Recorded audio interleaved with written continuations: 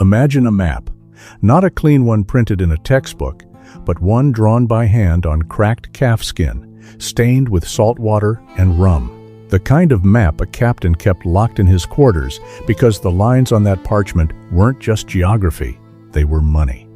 Now zoom out. Watch the trade routes light up one by one, like veins carrying blood across the body of the world. From the coast of West Africa to the sugar plantations of Barbados, from the silver mines of Potosi up through the Caribbean, across the Atlantic to Seville, from the Spice Islands of Indonesia, around the Cape of Good Hope, and into the harbors of Amsterdam and London. From Canton through the South China Sea, past the Strait of Malacca, and into the waiting hands of the East India Companies.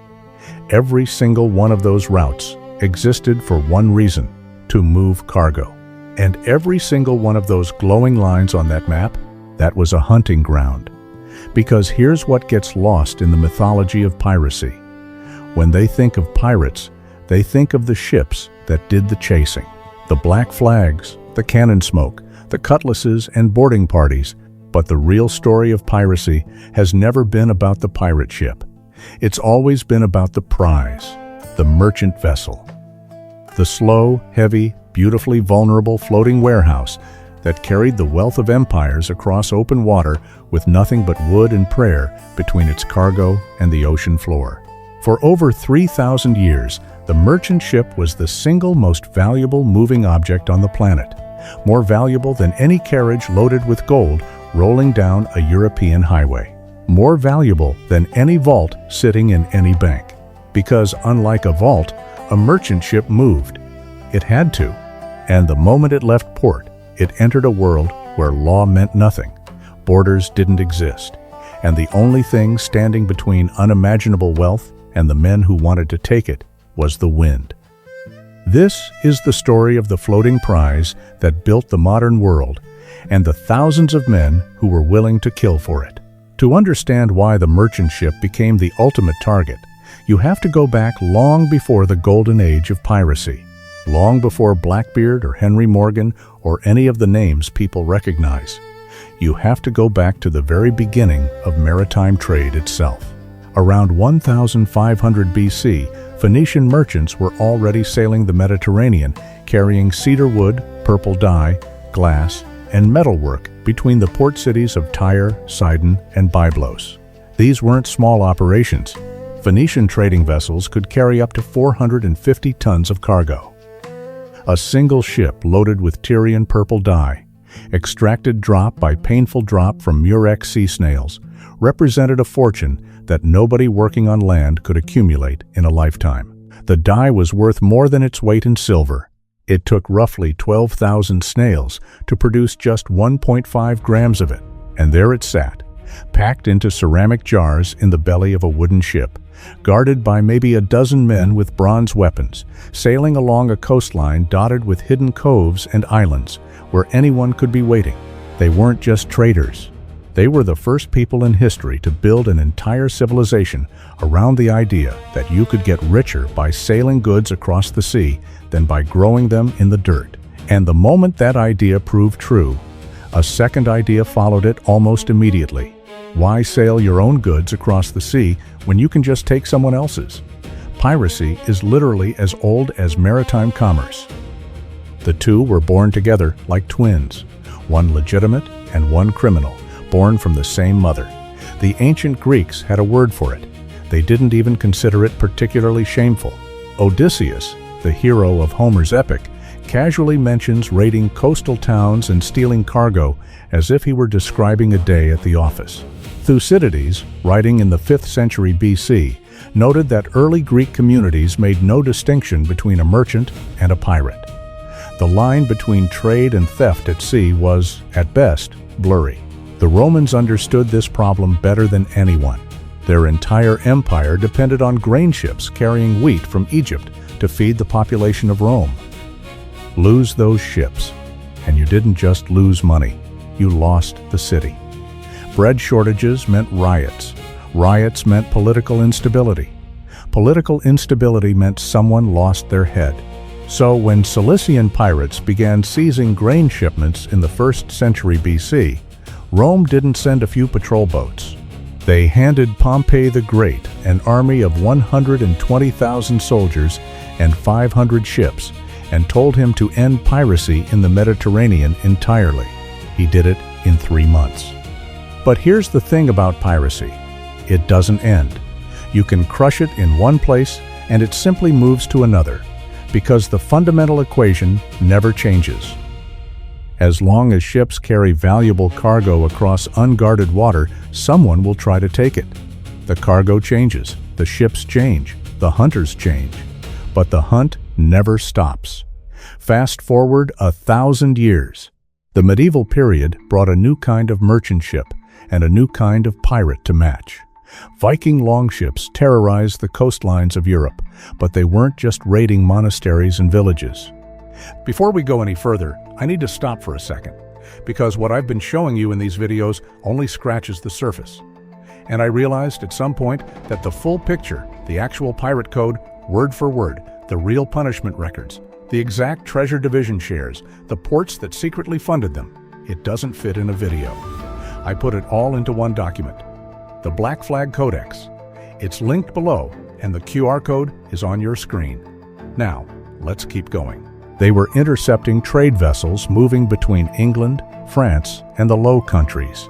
The Hanseatic League, a sprawling network of merchant guilds based in Northern Europe, ran hundreds of cargo vessels through the Baltic and North Seas carrying furs, timber, grain, and amber.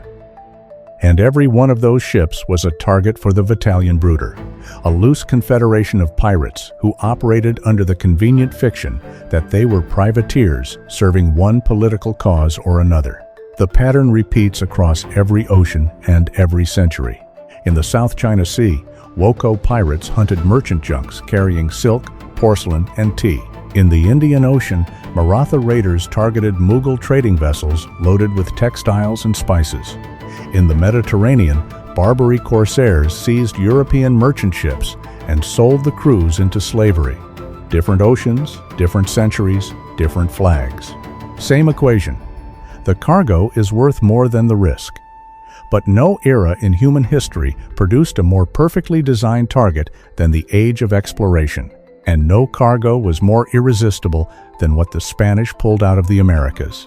When Hernán Cortés conquered the Aztec Empire in 1521 and Francisco Pizarro toppled the Inca Empire a decade later, Spain suddenly controlled the richest silver and gold deposits on the planet. The mines at Potosí, in present-day Bolivia, alone produced an estimated 60% of all the world's silver during the second half of the 16th century. And all of that silver had to cross an ocean. The Spanish treasure fleet system, known as the Flota de Indias, was the largest organized movement of wealth in human history up to that point. Twice a year, convoys of merchant ships would gather in Havana Harbor, loaded with silver bars, gold coins, emeralds, indigo, cochineal, tobacco, and sugar. They traveled in groups of 20 to 90 vessels, escorted by heavily armed galleons of the Armada de la Guardia. The total value of a single convoy could exceed what some European nations generated in an entire year of economic output. Every pirate, privateer, and hostile navy in the Atlantic knew exactly when those fleets sailed, roughly which routes they took, and approximately how long the crossing lasted. The treasure fleet was the most predictable, most valuable, and most talked about target on Earth. Taking even one ship from the convoy could set a crew up for life. Taking the whole fleet could reshape the balance of power in Europe. And people did take them. In 1628, Dutch privateer Piet Hein captured the entire Spanish silver fleet in the Bay of Matanzas, Cuba. The haul was worth approximately 11.5 million guilders, enough to fund the Dutch army for 8 months and pay shareholders of the Dutch West India Company a 50% dividend. It was the single greatest maritime prize capture in recorded history, and it made Hein a national hero in the Netherlands overnight. But the Spanish treasure fleet was the exception, not the rule. Most pirates never got anywhere near a treasure galleon. The armed escorts, the convoy system, and the sheer firepower of a Spanish war galleon made direct attacks suicidal for most pirate crews sailing small sloops and brigantines. The real targets, the ones that actually sustained the pirate economy, were much humbler. They were the everyday merchant ships, the sloops and schooners carrying barrels of rum from Barbados to Boston, the fluits hauling tobacco from Virginia to London, the small traders moving salted fish, lumber, and canvas between colonial ports. These weren't glamorous prizes. Nobody wrote ballads about capturing a load of dried cod, but they were everywhere. They were lightly armed or completely unarmed. They sailed alone or in small groups, and they carried goods that could be sold immediately at any port that didn't ask too many questions. During the golden age of piracy, roughly 1680 to 1730, the Caribbean and the Atlantic coast of the Americas were thick with merchant traffic. The triangular trade alone generated thousands of voyages per year. Ships carried manufactured goods from Europe to West Africa, enslaved people from West Africa to the Americas, sugar, rum, cotton, and tobacco from the Americas back to Europe. Every leg of that triangle was a feeding ground for pirates, and the merchant ships of that era were practically designed to be taken. A typical merchant vessel of the early 18th century carried a crew of 12 to 20 men, maybe 6 to 10 small cannons, and prioritized cargo space over speed or defense. The owners didn't want to waste money on large crews or heavy armament. Every extra cannon meant less room for profitable cargo. Every extra sailor meant another share of the provisions. The economic logic of the merchant ship worked directly against its ability to defend itself. Pirates knew this, and they exploited it with a level of strategic intelligence that nobody associates with men who lived on stolen rum and hardtack. They had informants in every major port. Tavern keepers, dock workers, corrupt customs officials, even disgruntled merchant sailors who'd been cheated out of wages. All of them fed information into a network that told pirate captains exactly which ships were leaving port, what they carried, how many guns they had, and which direction they were heading. Benjamin Hornigold, who mentored Blackbeard, was known for sending crew members into Nassau dressed as ordinary sailors to gather intelligence on upcoming merchant voyages. Samuel Bellamy positioned his ship at the intersection of known trade routes and simply waited for targets to come to him. These weren't mindless thugs stumbling onto prizes by accident. They were running military-grade intelligence operations with stolen resources. Compare that to a pirate vessel. A sloop like the ones Blackbeard or Charles Vane sailed might carry 60 to 80 men, all of them armed, all of them motivated by the promise of an equal share of whatever they captured. The pirate ship was faster, more maneuverable, and vastly overmanned compared to any merchant vessel of similar size. In most encounters, the merchant crew took one look at the black flag, did the math, and surrendered without firing a shot. This is a detail that gets lost in the mythology. The vast majority of pirate captures involved zero combat. The merchant captain knew his 12 scared sailors with rusty muskets couldn't fight off 80 armed pirates. Resistance meant death. Surrender usually meant losing the cargo, but keeping your life. Some pirates, Bartholomew Roberts among them, had a reputation for treating cooperative captains well and punishing those who resisted with extreme violence. The message was clear, and it worked. The pirates had figured out that terror was more efficient than combat. But what exactly were they taking? What was inside these merchant ships that made the whole enterprise worthwhile? The answer depended on the route. A ship coming out of Jamaica or Barbados probably carried sugar, molasses, or rum. These were enormously valuable commodities. Sugar was sometimes called white gold in the 17th century, and for good reason. A single hogshead of Muscovado sugar could be worth as much as a common sailor earned in 6 months. A fully loaded sugar ship might carry 200 hogsheads. That's a fortune floating across the water with 15 men and 8 small guns protecting it. The rum trade was nearly as lucrative. Caribbean rum was shipped to the American colonies, to England, to West Africa, where it was traded for enslaved people, and even to the fishing fleets off Newfoundland, where cod fishermen used it as currency. A prize loaded with rum was almost better than a prize loaded with gold, because gold had to be fenced through shady dealers at a discount, but rum could be consumed by the crew, traded at any port, or sold openly, without anyone asking where it came from. Stop for a second. What you just heard about the pirate code is the part that rewrites everything you thought you knew. But it only lands when you see the actual shares, the exact fractions written into the Articles of Agreement, the punishments, the port records, the names of the men who funded them from government offices. It's all in the Black Flag Codex, linked in the description. 5 seconds. Grab it now, because what comes next builds directly on it. Link is below. QR code is on your screen. Ships on the West African coast carried a different kind of cargo. Gold dust, ivory, beeswax, and pepper moved north from the Guinea coast. The slave trade itself generated enormous wealth, though pirates generally avoided taking slave ships as prizes because enslaved people were difficult to sell quickly and required feeding and guarding. What pirates wanted from the African trade routes was the gold, the ivory, and increasingly, the ships themselves. A fast, well-built slaving vessel could be converted into an excellent pirate ship. From the east, the prizes were even more exotic. The East India Companies, both the British and the Dutch, ran some of the most valuable merchant voyages in history. A single East Indiaman returning from Bengal or Canton might carry silk, porcelain, tea, spices, opium, and chests of silver and gold coin. The Quedagh Merchant, the Armenian-owned vessel seized by Captain William Kidd in 1698, was reportedly carrying satins, muslins, gold, silver, and an assortment of East Indian merchandise worth between 200,000 and 400,000 pounds. That capture made Kidd simultaneously one of the richest pirates alive and one of the most wanted men in the British Empire, because the cargo belonged to subjects of the Mughal emperor, and seizing it threatened to destroy England's trade relationship with India entirely.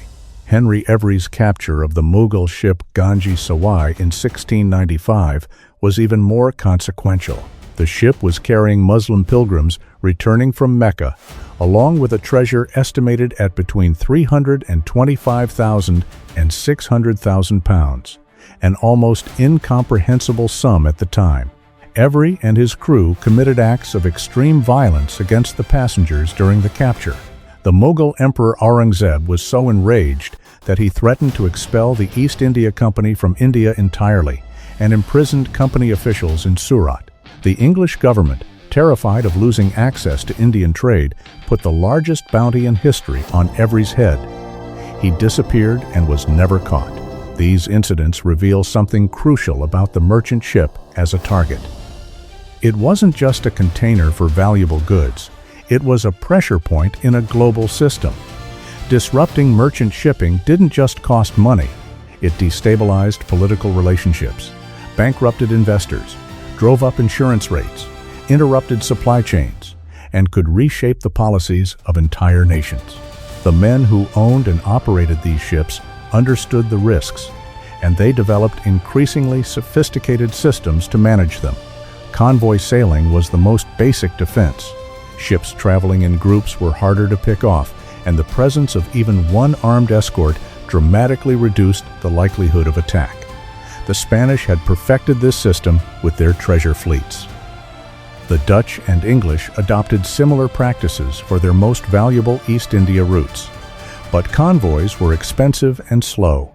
Merchant captains had to wait in port, sometimes for weeks or months, until enough ships gathered to form a convoy and a warship was assigned to escort them. Every day sitting in port was a day the cargo wasn't earning money. Time was literally money in the shipping business, and many captains chose to sail alone rather than wait, gambling that they could outrun any pirate they encountered. For those who did sail alone, speed was the primary defense. Naval architects in the 17th and 18th centuries were constantly refining hull designs to make merchant ships faster. The Dutch fluit, introduced in the late 16th century, was a revolution in merchant ship design. It was cheap to build, required a small crew, and could carry enormous quantities of cargo relative to its size.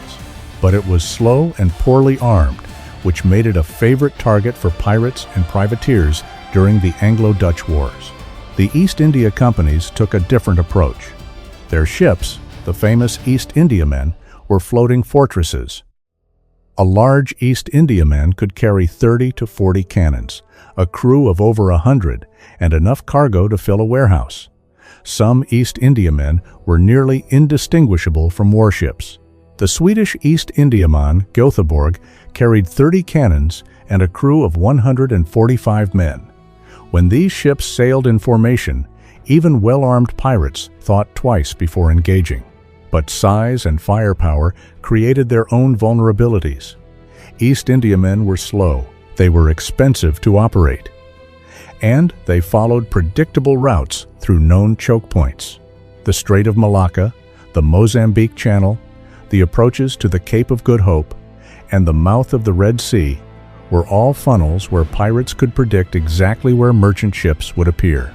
Every knew this when he positioned his small squadron at the mouth of the Red Sea in 1695. He simply waited until the Mughal fleet sailed through. The response of European governments to the piracy crisis of the late 17th and early 18th centuries transformed the nature of maritime commerce permanently. The Royal Navy began dedicating warships specifically to anti-piracy patrols. Colonial governors were authorized to offer pardons to pirates who surrendered, peeling away the less committed men and reducing pirate crew sizes. Insurance markets in London, particularly Lloyd's Coffee House, which would become Lloyd's of London, developed sophisticated systems for pricing the risk of piracy into shipping costs. Merchant captains who sailed through known pirate waters paid higher premiums. Those who traveled in convoys paid less. The legal framework around maritime commerce was rewritten as well. The Navigation Acts, originally designed to restrict colonial trade to English ships, had the secondary effect of concentrating merchant traffic into routes that could be more easily patrolled. Admiralty courts were established in colonial ports, giving local authorities the power to try and execute captured pirates without shipping them back to England. The message was clear. Piracy was no longer a nuisance to be tolerated. It was an existential threat to the global trading system, and it would be destroyed. And it was. By 1730, the golden age of piracy was effectively over. Bartholomew Roberts, the most successful pirate of the era, was killed in battle with the HMS Swallow off the coast of West Africa in 1722. His death is often cited as the symbolic end of the Golden Age. The remaining pirates were hunted down, hanged, or accepted pardons and faded into civilian life. But the merchant ship didn't stop being a target. It simply attracted a different class of predator. During the American Revolution, American privateers captured approximately 3,000 British merchant ships. During the Napoleonic Wars, French privateers operating out of Mauritius and St. Malo seized hundreds of British merchant vessels in the Indian Ocean and the English Channel. During the War of 1812, American privateers again ravaged British commerce, capturing over 1,300 ships and driving insurance rates on Atlantic crossings so high that British merchants publicly demanded their government make peace. In each of these conflicts, the fundamental logic remained unchanged. The merchant ship was the economic backbone of the enemy. Destroy the enemy's commerce, and you destroy the enemy's ability to fight. Privateering wasn't piracy. It was sanctioned by governments and governed by legal frameworks.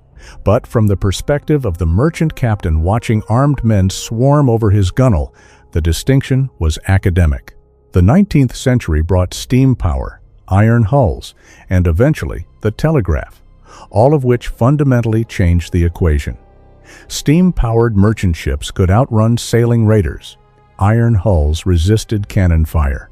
And the telegraph meant that the position of hostile vessels could be communicated across entire oceans in minutes rather than months. The age of the lone pirate hunter was ending. But piracy itself never ended. It adapted. In the 20th century, merchant shipping became the domain of massive steel container ships and oil tankers. The value of the cargo only increased. A modern supertanker carrying 2 million barrels of crude oil is worth over $160 million in cargo alone.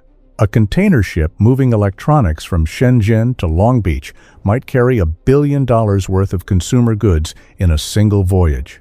The scale is almost beyond comprehension. And the pirates adapted too.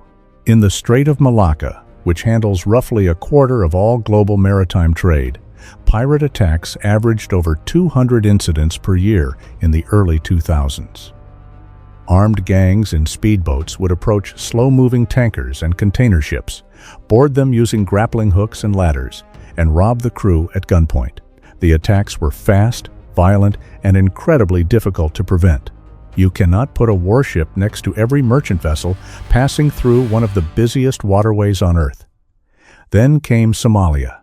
Between 2005 and 2012, Somali pirates turned the Gulf of Aden and the Western Indian Ocean into the most dangerous waters on the planet for merchant shipping. Operating from the lawless coastline of a failed state, pirate crews in small skiffs would motor out hundreds of miles into open ocean, board merchant ships using ladders and AK-47s, and hold the vessel and crew for ransom. The average ransom payment climbed from $500,000 in 2007 to over $5 million by 2011.